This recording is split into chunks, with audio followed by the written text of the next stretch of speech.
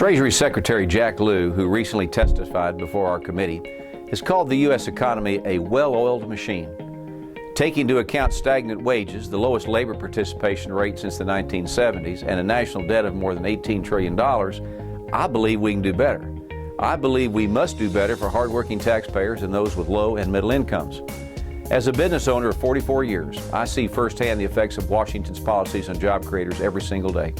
Ironically, the federal regulations passed after the financial collapse of 2008 that were supposedly aimed at Wall Street are actually crippling Main Street.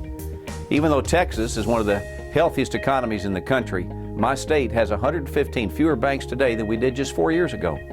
The burden of Washington's one-size-fits-all regulations are wiping them out. In fact, on average, one community financial institution closes every day in the United States.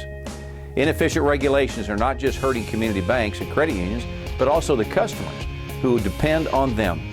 For example, in Dublin, Texas, a small town just shy of 4,000 people, community bankers have told me that regulatory overreach has made it nearly impossible to make mortgage loans for an average price house, which costs around $50,000. That hurts not only the community banker, but also the seller and the buyer.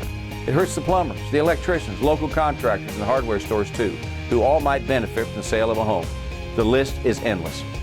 My colleagues and I on the House Financial Services Committee care about community banks, but we care about their customers even more. That's why we are committed to providing much-needed regulatory relief to community banks and credit unions. This will help grow our economy and will help consumers by ensuring they have access to affordable credit when they need it. Inefficient top-down regulations from Washington limit our choices. They make it harder for small businesses to grow, thrive, and hire workers. Instead, let's grow our economy. Let's preserve customer choices, and let's make it easier for hardworking Americans to achieve financial independence. I am committed to protecting the free market, personal choice, and our individual freedoms.